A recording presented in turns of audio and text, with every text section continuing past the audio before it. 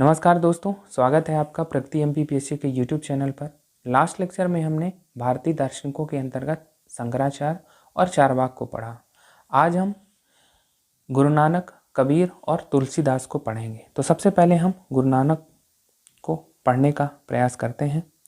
तो इसमें हम सबसे पहले गुरु नानक के एक सामान्य परिचय को जान लेते हैं, जो हमारे इस प्रश्न पत्र के दृष्टिकोण से महत्वपूर्ण है।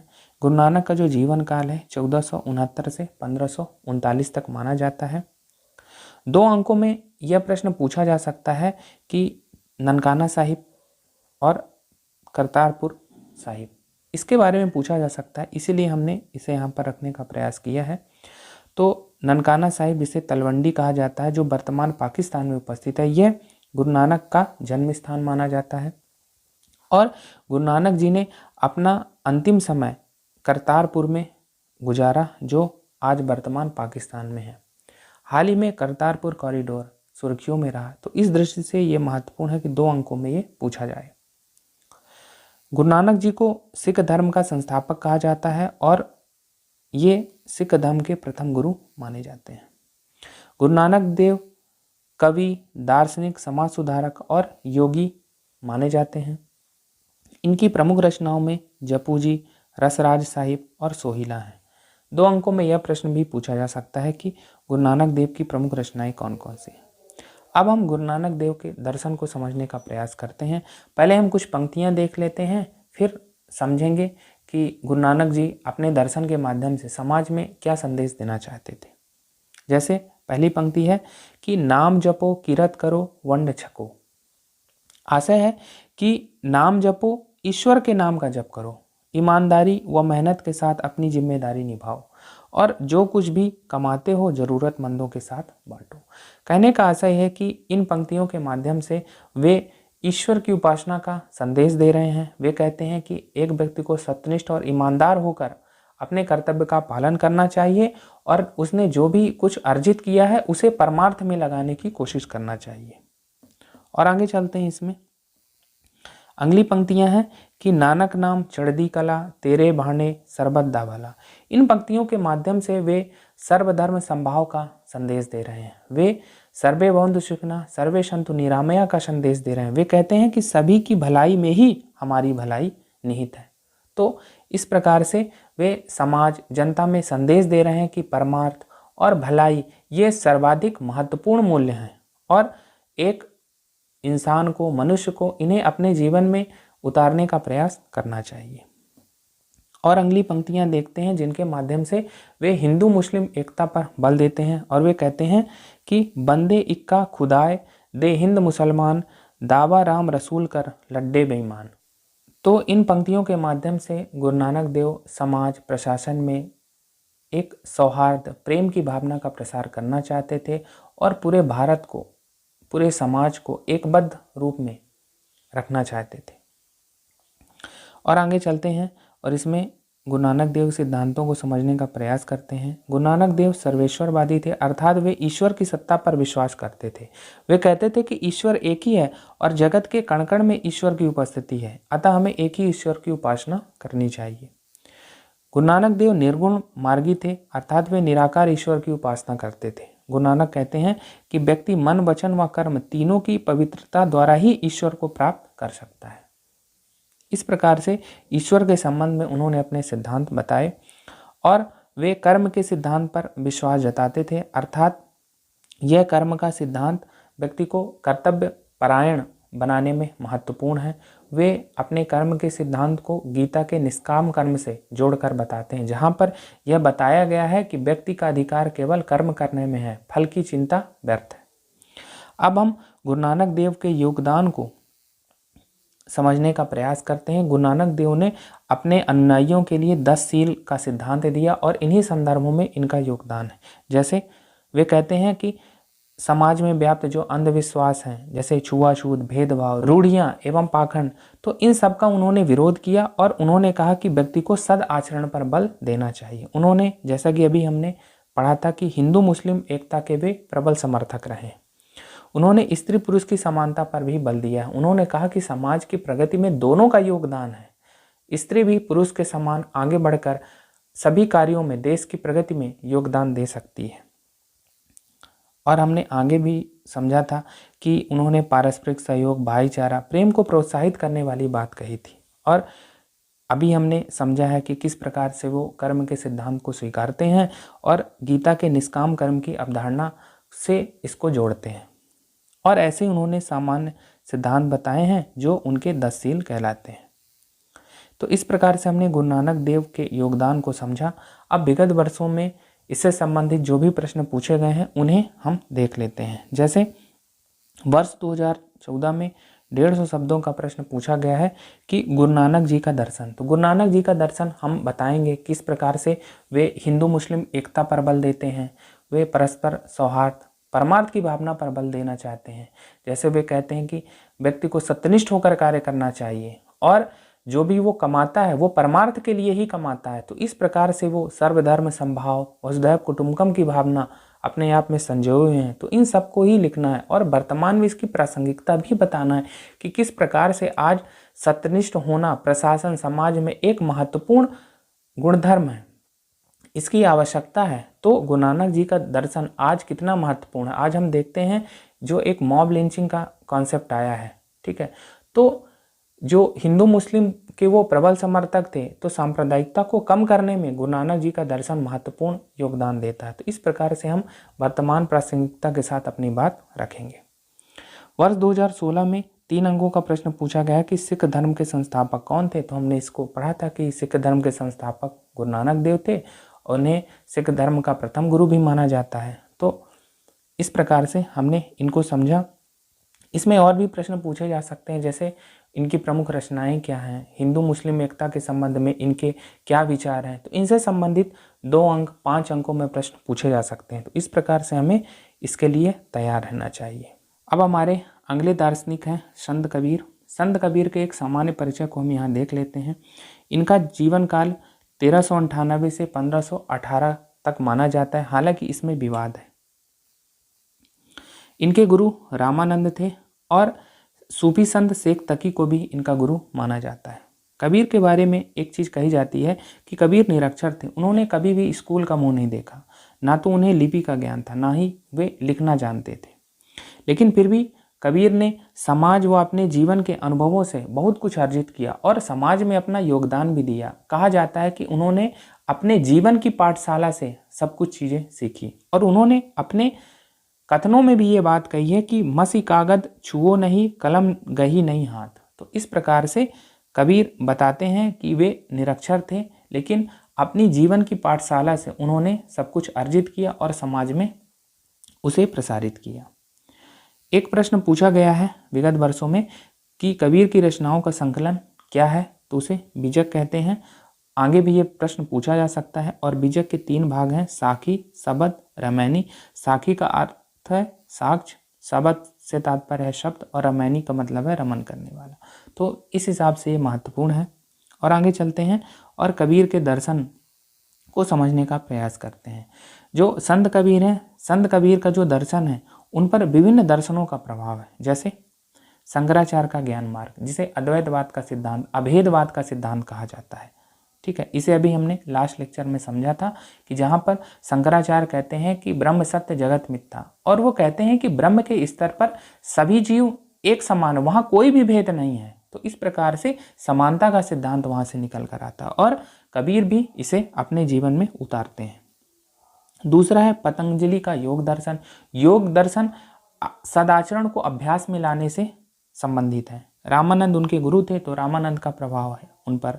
इस्लाम का एकेश्वरवाद, जैसे कि हमने कहा कि शेख तकी का भी उनका प्रभाव है। सूफी चिंतन का प्रेम तत्व का भी उन पर प्रभाव है। और वैष्णव धर्म का जो अहम के त्याग की भावना है, इसका भी संत कबीर पर प्रभाव दिखाई देता है। और आगे चलते हैं। कबीर निर्गुण ज्ञानाश्रय मार्ग के प्रतिनिधि हस्ताक्षर माने जाते हैं, अर्थात कबीर निराकार ईश्वर की उपासना में विश्वास करते हैं और वो कहते हैं कि जन्मय मरे न संकट याबे, नबी निरंजन जाकोरे, दास कबीर को ठाकुर ऐसी जाकी भाई न बापुर। तो निराकार ईश्वर के संबंध में ही ये बातें कही गई हैं। कबीर के ईश्वर राम, रहीम, करीम सभी हैं, वे एकेश्वरवादी हैं। वे कहते हैं कि ईश्वर तो एक ही है, चाहे वो राम हो चाहे रहीम हो, और अपनी पंक्तियों के माध्यम से इसे वे सत्यापित करने का प्रयास करते हैं। वे कहते हैं कि एक है नदिया धार बहुतेरा। वे कहते हैं कि नदी एक ही है, उसकी धारें अलग अलग हैं। और आगे चलते हैं। कबीर की भक्ति जात पात ऊंच नीच सवर्ण अवर्ण धर्म इत्यादि से परे है, और इसके द्वारा वो समाज में ऊंच नीच जात पात सवर्ण अवर्ण उत्कृष्ट निकृष्ट इन पर कुठाराघात करते हैं। वे कहते हैं कि जाति न पूछो साधु की, पूछ लीजिए ज्ञान। कबीर सामाजिक धार्मिक राजनीतिक आर्थिक विषमताओं पर भी अपना कड़ा विरोध जताते हैं। वे कहते हैं कि समाज में जो जाति पात ऊंच नीच की भावना है, उनके संदर्भ में वे कहते हैं कि जाति पात पूछे नहीं कोई, हरि को बजै सो हरि का होई। हिंदू मुस्लिम में जो धर्म की श्रेष्ठता को लेकर आज लड़ाइयाँ हो रही हैं, ये पहले भी विद्यमान थी। तो उन्हीं संदर्भों में ये कहते हैं कि हिंदू कहता है राम हमारा, मुसलमान रहमाना, आपस में दो लड़त मरत है, मरम न कोई जाना। मरम ये है कि धर्म का मूल तत्व है सर्वजन का कल्याण करना, विश्व बंधुत्व की भावना। तो आज इसी बात की समस्या कि सभी अपने आप को श्रेष्ठ बताने में लगे हुए हैं, लेकिन जो उसका मूल तत्व है, जिसके कारण से उसका अस्तित्व है कि सर्वधर्म संभाव, सर्व के कल्याण के लिए प्रयास करना, तो उसके लिए कोई प्रयास नहीं कर रहा है। तो उस समय भी कबीर इसी बात को उठा रहे हैं और ये आज के समय में भी प्रासंगिक है। आर्थिक संदर्भों में भी कबीर कहते हैं कि साईं इतना दीजिए जामे कुटुंब समाए, मैं भी भूखा ना रहूं साधु ना भूखा जाए। जब हमने जैन धर्म को पढ़ा था तो वहाँ पर हमने अपरिग्रह का सिद्धांत पढ़ा था और हमने वहाँ पर विश्व असमानता रिपोर्ट 2021 देखी थी। तो वह रिपोर्ट यहाँ भी उसी प्रकार से प्रासंगिक है कि ये सभी के कल्याण को समेकित करती है ना, कि आज जो गरीब इन बुरी परिस्थितियों में जी रहा है या जिसके पास बहुत ज़्यादा पैसे हैं, तो वो गरीब के कल्याण में खर्च करे, निस्वार्थ की भावनाओं से परमार्थ की ओर बढ़े। तो इस प्रकार से कबीर इन पंक्तियों के माध्यम से यह संदेश देना चाहते हैं। एक सामान्य अवधारणा मानी जाती है जो व्यवहार में भी लोकप्रिय है कि कबीर होने का मतलब है विरोध करने का सामाजिक मुहावरा। तो ये जो कबीर होने का मतलब है कि सामाजिक बदलाव की या किसी भी व्यवस्था में प्रगतिशील बदलाव को प्रेरित करने की भावना है। तो इस संदर्भ में कबीर आज भी प्रेरणा स्रोत बने हुए हैं कि जब वे समाज या प्रशासन में कोई विसंगतियां आ जाती हैं तो आप उसमें प्रगतिशील परिवर्तन कर सकें। तो इस संदर्भ में कबीर आज भी प्रासंगिक है। और आगे समझते हैं कि कबीर ने स्त्रियों के संबंध में अपने क्या विचार बताए हैं। तो कबीर ने पुरुष प्रधान जो भारतीय समाज है, बहुविवाह, सती प्रथा है, इन कुप्रथाओं पर कुठाराघात किया है और नारी पर लगातार हो रहे शोषण के विरुद्ध आवाज उठाई है। वे कहते हैं इस संदर्भ में कि पवित्रता मैली भली काली कुचित कुरूप, पतिव्रता के रूप पर वारों कोटि स्वरूप। तो इन पंक्तियों के माध्यम से वे नारी के महत्व को बताना समझ रहे हैं। और आगे चलते हैं। और कबीर ने समाज प्रशासन में सत्यनिष्ठा के महत्व को उजागर करने संबंधी जो बातें कही हैं उसे देख लेते हैं। वे कहते हैं कि साधो देखो जग बौराना, सांच कहे तो मारन धोबे, झूठे जनपतियाना। इन पंक्तियों के माध्यम से वे समाज प्रशासन में तंज कस रहे हैं कि जो व्यक्ति सच्चाई करता है तो लोग उससे दूरी बनाते हैं, लेकिन झूठ बोलने वाले व्यक्ति का आज भी सम्मान है। तो इस माध्यम से वे सत्यनिष्ठा के मूल, ईमानदारी के मूल्य को प्रोत्साहित कर रहे हैं। कबीर ने प्राणी मात्र के प्रति दया करुणा की भी बात की है और इस रूप में वो प्रकृति संरक्षण की तत्कालीन समस्या की ओर सभी का ध्यान आकर्षित कर रहे हैं। तो इस प्रकार से कबीर का समाज धर्म विभिन्न क्षेत्रों में योगदान है। अब हम विगत वर्षों में पूछे गए प्रश्नों को देखने का प्रयास करते हैं। वर्ष 2014 में 150 शब्दों का प्रश्न पूछा गया है कि संत कबीर के मानवीय दृष्टिकोण को समझाइए, या संत कबीर के मानवीय दृष्टिकोण की प्रासंगिकता क्या है। तो मानवीय दृष्टिकोण में जैसे हमने कहा कि उन्होंने स्त्रियों के संबंध में क्या कहा है, ठीक है। दूसरी बात है कि वो धर्म की एकता पर बल देते हैं। हिंदू मुस्लिम जो आपस में श्रेष्ठता के लिए लड़ रहे हैं या समाज में जाति भेद है, धर्म भेद है, इसके प्रति उन्होंने क्या कहा है। प्राणी मात्र के कल्याण के प्रति वो अहिंसा के मूल को बताते हैं। इन संदर्भों में जो भी बातें कबीर ने कही उन्हीं को यहाँ लिख देना है। जैसे हमने पढ़ा था कि साईं इतना दीजिए, तो आर्थिक संदर्भों में भी उनकी बात है, तो ये भी मानवीय दृष्टिकोण के अंतर्गत ही आएगी। तो इस प्रकार से उदाहरणों के माध्यम से अब अपनी बात हम रखेंगे और आगे चलते हैं। वर्ष 2017 में 3 अंकों का प्रश्न पूछा गया है, कबीर के पदों का संकलन क्या कहलाता है। तो कबीर के पदों का संकलन बीजक कहलाता है और इसके 3 भाग हैं। हमने देखा था साखी, सबद और रामायणी। अगला प्रश्न है कि कबीर के काव्य में सामाजिक चेतना। सामाजिक चेतना यह है कि जाति भेद, धर्म भेद से समाज को निकालने के लिए उनके क्या प्रयास हैं। तो जैसे उन्होंने कहा कि जाति न पूजो साधु की, पूछ लीजिए ज्ञान। तो ये जो सामाजिक भेदभाव है, जाति भेद है, उसको खत्म करने का प्रयास है, वो तंज कस रहे हैं। ठीक है। और भी ऐसी जो बातें कहीं, जैसे आर्थिक संदर्भों में उन्होंने कहा है, धर्म के संदर्भों में कहा है, तो यही सामाजिक चेतना है जो महिला के संबंध में वे कह रहे हैं। ठीक है। प्रकृति संरक्षण के संबंध में कह रहे हैं। तो इन सभी उदाहरणों के माध्यम से हम अपनी बात स्पष्ट करेंगे और इसकी वर्तमान प्रासंगिकता भी बताएंगे। कबीर ने जो इतने वर्षों पहले जो बातें कही, आज क्या वो, जैसे वो प्रकृति संरक्षण के प्रति लोगों को जागरूक करते हैं, तो आज प्रकृति संरक्षण बहुत बड़ा एक ज्वलंत मुद्दा है। तो इस प्रकार से कबीर आज भी प्रासंगिक बने हुए। जैसे हमने एक सामाजिक मुहावरा देखा था कि कबीर होना विरोध करने का एक सामाजिक मुहावरा। तो किसी भी व्यवस्था में अगर विसंगतियां उत्पन्न हो गई हैं तो उसमें प्रगतिशील परिवर्तन लाना हम कबीर से ही सीखते हैं। तो आज भी इन संदर्भों में कबीर प्रासंगिक बने हुए हैं। अब हम तुलसीदास को पढ़ लेते हैं। तुलसीदास के सामान्य परिचय को देखते हैं। तुलसीदास का जीवन काल 1532 से 1623 माना जाता है। इनके बचपन का नाम राम बोला था। इनके गुरु बाबा नरहरिदास थे। तो राम बोला के संबंध में 2 अंकों का प्रश्न पूछा जा सकता है। इनकी रचनाओं के बारे में विगत वर्षों में भी प्रश्न पूछे गए हैं और अभी भी ये महत्वपूर्ण है। तो इनकी रचनाओं में रामचरितमानस, विनय पत्रिका, कवितावली, दोहावली, गीतावली, जानकी मंगल और पार्वती मंगल है। तुलसीदास जी की पत्नी रत्नावली हैं और रत्नावली तंज कसती हैं और तुलसीदास राम भक्ति में विरक्त हो जाते हैं। रत्नावली कहती हैं कि जितनी श्रद्धा आपने मुझ पर दिखाई है, अगर आपने प्रभु राम पर इतनी श्रद्धा दिखाई होती तो आप भवसागर पार हो जाते। तो यही तंज तुलसीदास के जीवन में एक हृदय परिवर्तन लाता है और वो राम भक्ति में लीन हो जाते हैं। विगत वर्षों में रामचरितमानस से प्रश्न पूछा गया है और अभी भी संभावना है कि रामचरितमानस को 2 या 5 अंकों में पूछा जा सकता है।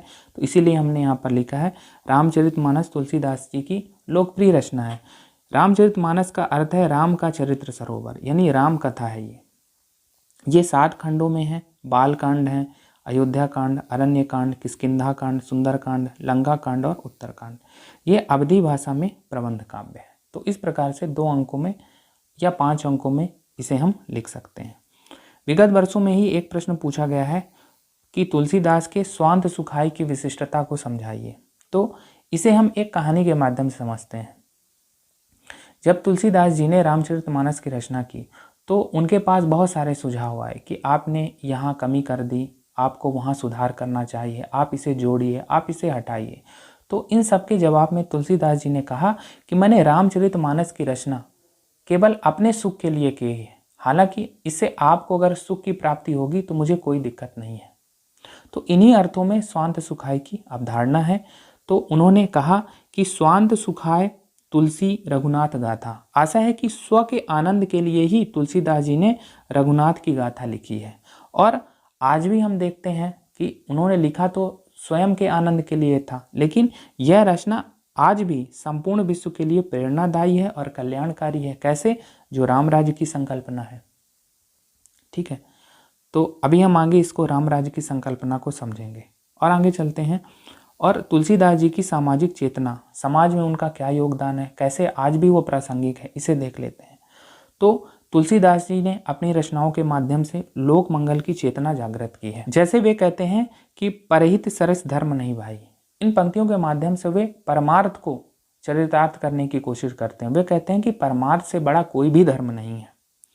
उन्होंने सगुण और निर्गुण में समन्वय की विराट कोशिश की है और अपनी पंक्तियों के माध्यम से कहा है कि अगुण ही सगुण नहीं कुछ भेदा। वे कहते हैं कि सगुण भक्ति या साकार रूप में आप पूजा करिए या निराकार में, किसी में कोई भेद नहीं है। ईश्वर की उपासना महत्वपूर्ण है। ईश्वर ने जो भी संदेश दिया है उनको अपने जीवन में उतारने से मतलब है। तो इस रूप में उन्होंने समन्वय की एक विराट कोशिश की है। उन्होंने आदर्श राज्य की संकल्पना, जिसे हम राम राज्य कहते हैं, उन्होंने दिया। वो कहते हैं कि राम राज्य में दैविक भौतिक तापा राम राज्य कमू नहीं व्यापा। वो कहते हैं कि राम राज्य में किसी भी व्यक्ति को किसी प्रकार का कष्ट नहीं होगा।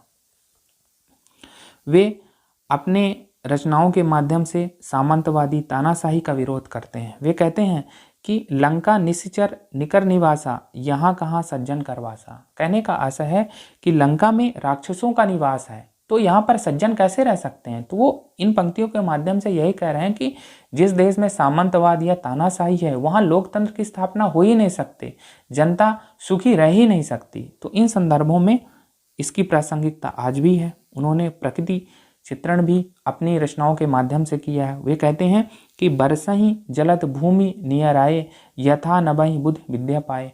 कहने का आशय है कि जो बादल हैं वो भूमि के समीप आकर वर्षा करते हैं, उसी प्रकार जो विद्वान होते हैं जब वो विद्या प्राप्त कर लेते हैं तो वो विनम्र हो जाते हैं। तो इस माध्यम से वे प्रकृति चित्रण भी कर रहे हैं और प्रकृति के एक महत्व को भी उजागर कर रहे हैं। अगली बात, उन्होंने सामाजिक धार्मिक आर्थिक विषमताओं को चित्रित किया है। जैसे वे जाति भेद पर तंज कसते हैं और कहते हैं कि मेरी कोई जाति ना चाहूँ कहूँ जाति पाती। ठीक है, तो वर्तमान में ये जो जाति भेद है, धर्म भेद है, इस पर भी वो कुठाराघात करते हैं। और उन्होंने एक आदर्श शासक की भी बात की है कि शासक कैसा होना चाहिए। वो कहते हैं कि जा सुराज प्रिय प्रजा दुखारी, सो नृप अवश्य नरक अधिकारी। है ना, इसका मतलब है कि जिस राजा की प्रजा दुखों से जूझ रही है उसे अवश्य ही नरक मिलेगा। और आगे चलते हैं और उनकी राम राज्य की संकल्पना को समझने का प्रयास करते हैं। तुलसीदास जी की जो राम राज्य की संकल्पना है उसमें उन्होंने आदर्श शासक के कर्तव्य बताए हैं। वे कहते हैं कि जासु राज प्रिय प्रजा दुखारी, सो नृप अवश्य नरक अधिकारी। इसको अभी हमने समझ लिया है। अगली पंक्तियां हैं, मुखिया मुख सो चाहिए। यहाँ पर आप सुधार कर लेंगे, मुख आएगा। मुखिया मुख सो चाहिए, खान पान कहूँ एक, पालई पोषई सकल अंग, तुलसी सहित विवेक। कहने का आशय है कि जो राज्य का शासक है या मुखिया है उसे मुख के समान होना चाहिए, जो अकेला होता है लेकिन सभी अंगों का पालन पोषण करता है। राम राज्य की संकल्पना के अंतर्गत ही उन्होंने प्रजा के कर्तव्य भी बताए हैं। वे कहते हैं कि अगर शासक प्रजा वत्सल हो तो प्रजा को भी शासक के प्रति पूर्ण ईमानदार होना चाहिए। उन्होंने बताया है कि अगर शासक कर्तव्य विमुख हो जाए तो उस स्थिति में प्रजा को क्रांति करने का भी अधिकार है। तो इस प्रकार से वे एक शासक और प्रजा के कर्तव्य को बताते हैं। अब हम विगत वर्षों में तुलसीदास जी से संबंधित जो भी प्रश्न पूछे गए हैं उन्हें हल करने का प्रयास करते हैं। वर्ष 2014 में 150 शब्दों में प्रश्न पूछा गया है कि तुलसीदास जी के काव्य में सामाजिक चेतना, तो सामाजिक चेतना समाज को वो कैसे आज भी जागृत करने में सहायक है उसे हमें लिखना है। कि जैसे वो राम राज्य की संकल्पना देते हैं, ठीक है, वो जाति भेद लोक मंगल की कामना करते हैं, उन्होंने किस प्रकार से लोकतंत्र को मजबूती देने के लिए बात की है, प्रकृति संरक्षण के संबंध में उन्होंने क्या कहा है। तो इन संदर्भों में उदाहरण देते हुए हम अपनी बात रख देंगे। अगला प्रश्न है जो 2015 में पूछा गया है कि तुलसीदास जी के दार्शनिक विचार क्या है। ये भी 150 शब्दों का प्रश्न है, तो यही हम इसमें बता देंगे जो अभी हमने सामाजिक चेतना के बारे में लिखा है उसे भी लगभग यहाँ लिखना है। आगे चलते हैं। प्रश्न जो 2016 में पूछा गया है 3 अंकों का है कि तुलसीदास जी की 3 प्रसिद्ध रचनाएं, हमने बात की थी रामचरितमानस, विनय पत्रिका, कवितावली, दोहावली, तो ये आगे भी पूछी जा सकती हैं। वर्ष 2018 में प्रश्न पूछा गया है रामचरितमानस के बारे में कि लेखकों के नाम लिखिए, तो हमने इस पर काफ़ी चर्चा की है। 2018 में ये एक प्रश्न पूछा गया है कि तुलसीदास जी के काव्य में सामाजिक चेतना, तो इस पर हमने काफ़ी चर्चा कर ली है। और आगे चलते हैं। और वर्ष 2019 में जो प्रश्न पूछा गया है 3 अंकों का कि तुलसीदास जी के स्वांत सुखाय की विशिष्टता, हमने बात की थी कि तुलसीदास जी ने स्वांत सुखाय की अवधारणा किन संदर्भों में दी है कि जब उन्होंने अपने प्रसिद्ध ग्रंथ रामचरितमानस की रचना की और उनके पास जब सुझाव आने शुरू हुए कि आप ये जोड़ो ये हटाओ, तब उन्होंने कहा कि मैंने इसकी रचना तो स्वसुख के लिए की है, अगर आपको इससे सुख मिलता है तो इसमें कोई दिक्कत नहीं है। तो इन्हीं संदर्भों में हम आज उसकी वर्तमान प्रासंगिकता भी बता देते हैं कि जो स्वांत सुखाय की अवधारणा को लेकर तुलसीदास जी ने रामचरितमानस को रचित किया या सृजित किया, तो उसकी आज वर्तमान प्रासंगिकता भी है जो रामराज संकल्पना के रूप में है। आगे चलते हैं। प्रश्न है कि रामचरितमानस के अनुसार शासक की आदर्श भूमिका क्या है। हमने इस पर चर्चा की है कि रामचरितमानस में उन्होंने क्या कहा है कि शासक कैसा होना चाहिए। जैसे उन्होंने एक पंक्ति लिखी है कि मुखिया मुख सो चाहिए, और एक और हमने बताया था पंक्तियाँ जो हमने की थी, तो उसी के अनुसार हम लिख देंगे यहाँ, और प्रजा के कर्तव्यों को भी बता देंगे कि तुलसीदास प्रजा को क्या अधिकार देते हैं कि अगर राजा प्रजा वत्सल ना हो, राज्य के विरुद्ध कार्य करे, तो प्रजा को क्रांति करने का भी अधिकार है। और इन संदर्भों में हम वर्तमान प्रासंगिकता को भी बताएंगे। तो इस प्रकार से आज के लेक्चर में हमने गुरु नानक, कबीर और तुलसीदास जी को पढ़ा। तो आज के लेक्चर में फ़िलहाल इतना ही। धन्यवाद।